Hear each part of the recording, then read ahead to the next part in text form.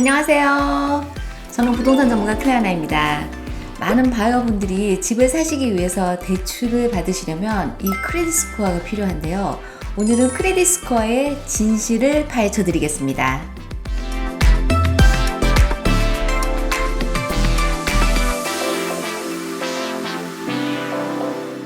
이 크레딧 스코어는 한마디로 돈을 빌려주는 은행의 입장에서 이 사람이 이 빌린 돈을 얼마나 잘 갚을 수 있을까라는 것을 평가하는 일종의 기준이라고 보시면 되는데요.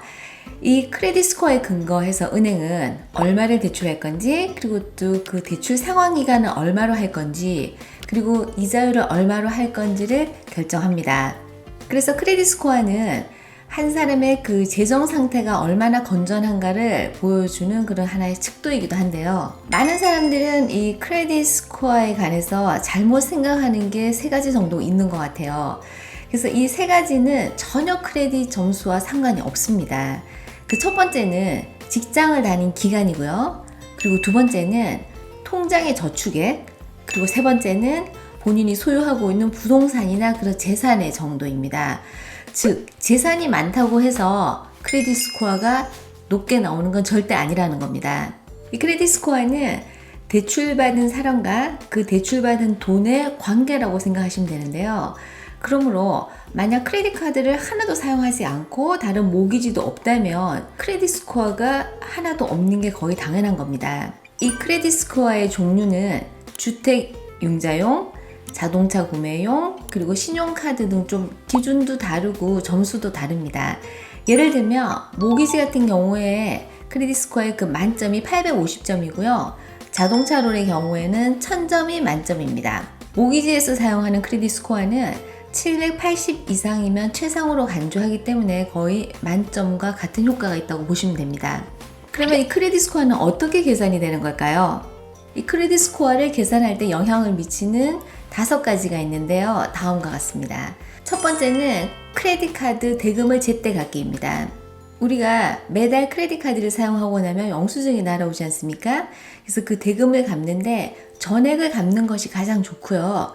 만약에 다 갚지 못할 때는 그 카드 한도 내에 30%까지로 갚고 나머지를 유지하는 겁니다.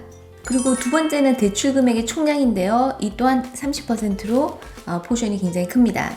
이런저런 대출, 자동차 대출, 크레딧 카드 등 대출의 금액을 너무 많지 않게 가는 겁니다. 그리고 세 번째는 대출을 사용한 기간인데요. 크레딧 카드를 쓰건 아니면 모기지 대출이든 빚을 쓰고 그 갚는 기간이 길수록 좋습니다. 그래서 보통 아이들이 성인이 되면 크레딧 카드를 만들어주고 그 히스토리를 쌓아서 크레딧 스코어를 만들어주게 하는 겁니다. 네 번째는 대출의 종류인데요. 어떤 종류의 대출을 갖고 가느냐는 겁니다. 은행은 여러 가지 대출이 다양한 것을 더 좋아합니다. 예를 들어서 크레딧 카드만 쓰는 게 아니라 자동차 론, 그리고 모기지 론, 크레딧 카드 등 다양하게 대출이 있는 게 더 좋은 점수가 나옵니다. 굉장히 아이러니하게 빚도 포트폴리오를 만들어서 다양하게 가는 것이 크레딧 스코어에는 더 유리하다는 겁니다. 다섯 번째는 새로운 대출인데요. 우리가 생각하는 것과는 다르게 새로운 크레딧 카드를 만들 때 가산점이 주어진다는 겁니다. 그래서 크레딧 카드의 숫자는 최소한 3개, 4개 혹은 그 이상을 사용하실 것을 권장해 드립니다. 그리고 크레딧 카드를 절대 클로징을 하지 않을 것을 권해드리는데요. 이 클로징 하면 점수가 50점 내지는 60점 정도 내려갈 수가 있습니다. 모기지 대출을 받으시려면 크레딧 스코어가 최소한 640점 이상이 되어야 하고요. 이 스코어가 높을수록 이자율이 낮아져서 좋은 크레딧 스코어는 결국 돈을 버는 것과 같은 효과가 있습니다. 만약에 새로 외국에서 이주하셔서 이 미국 시스템에 그 크레딧 스코어가 없다면요, 크레딧 스코어를 빨리 높이는 방법은 크레딧 카드를 만드는 겁니다. 그래서 일단 빨리 크레딧 카드를 오픈하시고 점수를 쌓을 것을 권해드리는데요. 이때 반드시 소셜 세큐리티 넘버가 있어야 합니다. 비교적 쉽게 오픈할 수 있는 크레딧 카드는 디스커버 카드, 그리고 쉐어 게스 카드, 그리고 카스코 시티뱅크 카드입니다. 이 카드를 6개월 정도 사용하시면 다른 카드를 좀 쉽게 오픈할 수가 있는데요. 그런데 처음엔 스코어가 너무 낮으면 은행에서 크레딧 카드를 잘 오픈 안 해주는 수가 있습니다. 그래서 이럴 때는 보증금을 넣고 만드는 시큐어드 카드를 만들어서 시작하면 되십니다. 크레딧 카드를 사용하신 지 약 12개월 이상의 기록이 있어야지 대출이 가능한데 전보론 같은 경우에는 24개월 이상의 기록이 있어야 되기도 합니다.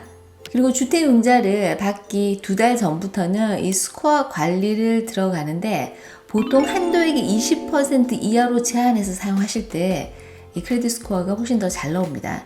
그래서 예를 들면 본인의 카드에 한도액이 만약에 10,000불이라면 2,000불 이하로 사용하실 것을 권장해 드립니다.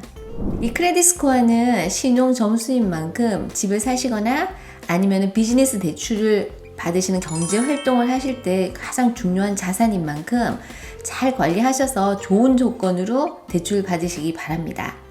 오늘도 제 영상이 도움되셨으면 구독, 좋아요, 알람 설정 잊지 마세요.